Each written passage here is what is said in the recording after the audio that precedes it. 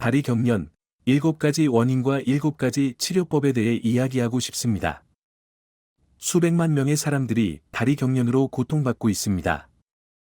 어떤 사람들은 아주 드물게 경련을 겪기도 합니다. 어떤 사람들은 거의 매일 경련을 겪습니다. 이 콘텐츠가 유용하다고 생각되면 채널을 구독하여 이와 같은 동영상을 더 많이 시청하세요. 이제 다리 경련의 7가지 원인에 대해 알아보겠습니다. 그리고 각 원인의 마지막에 실제로 치료법에 대해 이야기하겠습니다. 여러분이 직접 알아낼 수 있도록 바로 이어서 치료법에 대해 이야기하겠습니다. 가장 흔한 원인부터 가장 흔하지 않은 원인까지 순위를 매겼습니다. 이제 가장 흔한 것은 실제로 그렇게 위험하지 않습니다. 가장 흔하지 않은 원인은 매우 위험할 수 있습니다. 마지막까지 시청하고 싶으실 겁니다. 그렇게 하면 다리 경련의 가장 심각하고 위험한 원인을 알 수 있습니다. 그리고 필요한 경우 검사를 받을 수 있습니다. 자, 이제 첫 번째로 들어가 보겠습니다. 이것은 다리 경련의 가장 흔한 원인입니다. 그리고 그것은 식단에 충분한 소금을 섭취하지 않는 것입니다. 우리는 약 50에서 60년 전부터 소금이 몸에 좋지 않다고 배웠습니다. 그리고 소금을 먹으면 안 되고 소금을 제한해야 하며 소금을 줄여야 한다고 배웠습니다. 이를 뒷받침할 만한 연구가 없습니다.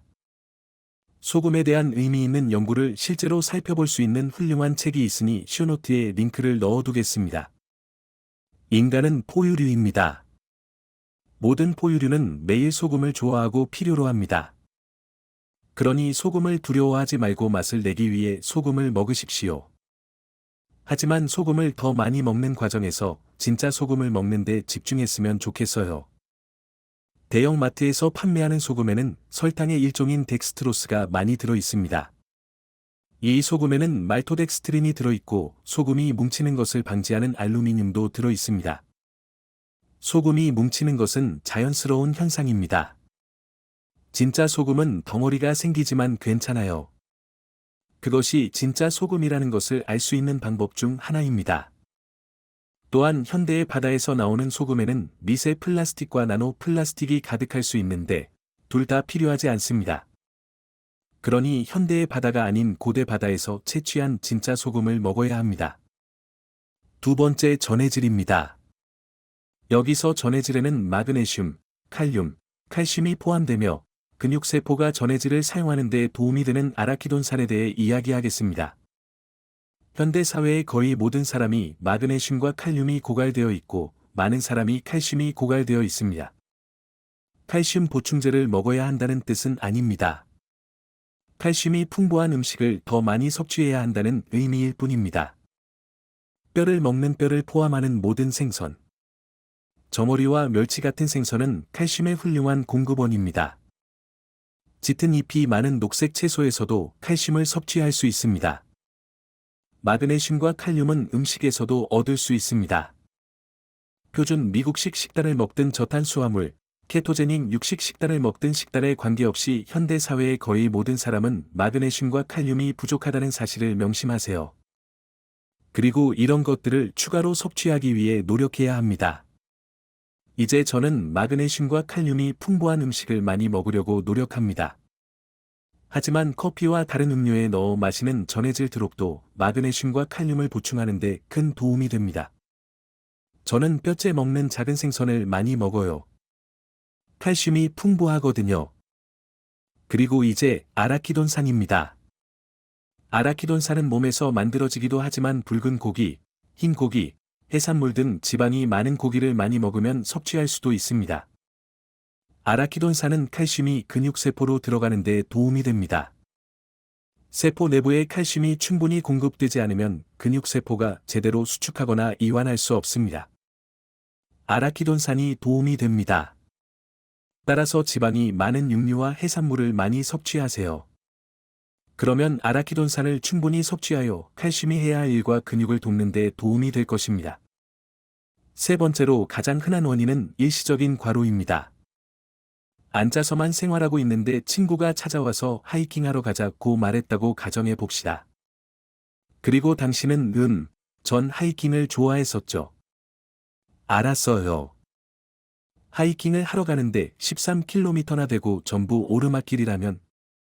그래서 그날 밤이나 다음날 밤 다리 근육을 과도하게 사용했기 때문에 다리 경련이 일어날 수 있습니다. 다리 경련은 정상입니다. 매우 흔한 일입니다. 의학적으로 문제가 있다는 신호가 아닙니다. 반드시 전해질이나 염분 효율이 높다는 신호는 아닙니다. 그것은 단지 당신이 그 근육을 과도하게 사용했다는 것을 의미합니다. 며칠 후면 경련이 사라질 것입니다. 그렇다고 해서 다시는 친구와 하이킹을 하지 말아야 한다는 뜻은 아닙니다. 더 자주 활동해야 한다는 뜻입니다. 근육을 많이 사용할수록, 스트레칭을 많이 할수록, 근육을 강화할수록 다리 경련이나 근육 경련이 발생할 가능성이 줄어들기 때문입니다. 따라서 과도한 운동에 대해 걱정하지 마세요. 네 번째는 약물입니다. 현재 많은 사람들이 약물이 다리 경련 위험을 높일 수 있다는 사실조차 모르고 있습니다.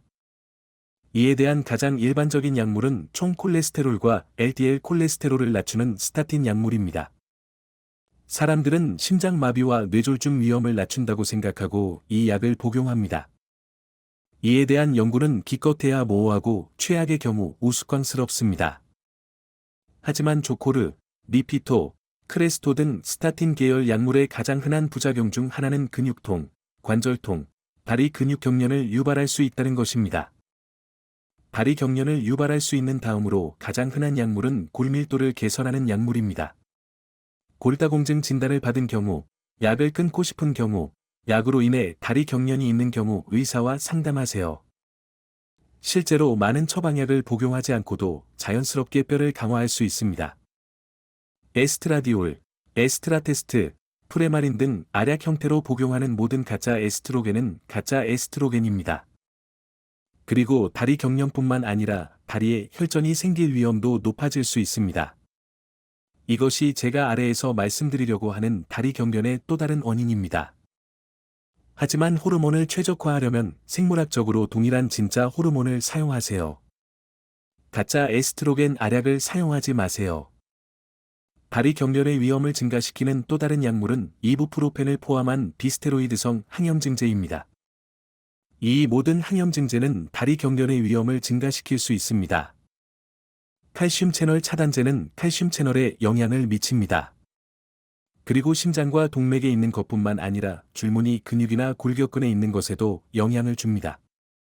따라서 칼슘 채널 차단제를 복용 중이고 다리 경련의 다른 가장 흔한 원인을 이미 고려했다면 의사와 다른 약물 선택에 대해 상의할 수 있습니다. 항생제인 10% 또는 10% 플록사신은 근육과 힘줄의 문제를 일으킬 수 있으며 근육 경련과 다리 경련은 제가 자주 듣는 증상입니다. 세로토닌 재흡수 억제제인 셀렉사는 다리 경련의 위험을 증가시키는 경향이 있습니다. 따라서 셀렉사 또는 SSRI를 복용 중인 경우 다리 경련이 있는 경우 복용량을 줄이거나 다른 약물로 바꾸거나 중단하는 것에 대해 의사와 상의할 수 있습니다. 다리 경련을 일으킨다고 생각되는 약을 복용한 적이 있다면 그 약의 이름이 무엇인지 아래의 댓글로 적어주세요. 그리고 약 복용을 중단한 후 다리 경련이 멈췄는지 알려주세요. 이 약을 복용하는 많은 사람들이 이 약이 완전히 무해하다고 생각하기 때문입니다. 그리고 박테리아에만 작용하는 항생제를 복용하는 경우 신체에 다른 영향을 미치지 않습니다. 혈압만 낮추는 칼슘 채널 차단제를 복용하고 있다면 다른 어떤 것도 하지 않으므로 다른 사람이 여러분의 댓글을 보고 이봐요. 이 약은 여러 가지 잠재적인 효과와 부작용이 있네요. 이 약을 매일 복용하지 않는 것이 좋을 것 같아요. 다섯 번째는 심부정맥 혈전증이라고 하는 다리의 혈전입니다. 보통 양쪽 다리가 아닌 한쪽 다리에 경련이 나타나며 걸을수록 근육이 경련을 일으키는 것처럼 느껴집니다. 그리고 나서 당신은 그것을 갖지 못하다가 갑자기 이것을 갖게 될 것입니다. 그대로 유지되거나 더 나빠질 수 있습니다. 걸을 때 한쪽 다리에 쥐가 나면 의사의 진찰을 받아야 합니다. 다리의 표면 정맥이 아니라 보이지 않는 심부 정맥을 보는 초음파인 정맥 도플러 검사를 받도록 요청하세요. 초음파는 이러한 정맥을 볼 수 있습니다. 그리고 심부 정맥 중 하나에 혈전이 있다면 의학적으로 해결해야 합니다. 폐색전증의 위험과 그에 따른 모든 잠재적인 파괴적인 영향을 증가시킬 수 있기 때문입니다. 따라서 한쪽 종아리나 허벅지에 경련이 있고 지난 몇 주 동안 경련이 시작되었는데 나아지지 않고 점점 더 심해진다면 가능한 한 빨리 의사의 진찰을 받으십시오. 6번은 다리에 동맥이 막힌 것입니다. 한쪽 다리 또는 양쪽 다리에 생길 수 있습니다. 그리고 걸을수록 다리 근육에 경련이 일어나는 것 같습니다. 근육과 다리, 발과 발가락에 혈액을 공급해야 하는 동맥이 막히면 밤에 다리 경련이 발생할 수도 있습니다. 수년간 당뇨병을 앓고 있거나 수년간 담배를 피우거나 담배 제품을 사용한 사람, 고혈압을 앓고 있는 사람에게 적합합니다. 이것이 의심되는 경우. 따라서 기본적으로 처음 4가지 원인을 해결했는데 5가지가 없다면 말초동맥 질환일 수 있습니다. 이로 인해 발가락과 발, 다리를 잃게 될 수도 있습니다. 따라서 이 증상이 있고 소금과 마그네슘을 잘 관리했고 과로하지 않았다면 의사에게 가서 다리의 동맥이 걱정된다고 말해야 합니다. 의사는 아마도 발목 상완 지수, 즉 ABI라는 검사를 지시할 것입니다. 팔의 동맥 순환이 다리와 거의 같은지, 어느 정도는 그래야 하는지 알 수 있습니다. 비정상적인 경우 다리 동맥에 대한 특수 초음파 검사를 받게 될 것입니다. 그런 다음 혈관 조영술이나 CTA를 통해 확인할 수도 있습니다. 더 자세히 설명하자면 다리 동맥이 많이 막힌 일부 사람들은 스텐트나 오해수를 받기도 합니다. 의사를 만나서 검사를 받지 않으면 금방 나아지지 않습니다. 마지막 7번인 다리 경련의 원인은 가장 드물지만 많은 경우 가장 우려스럽고 가장 위험하며 의사의 진찰을 받아야 하는 가장 큰 이유입니다.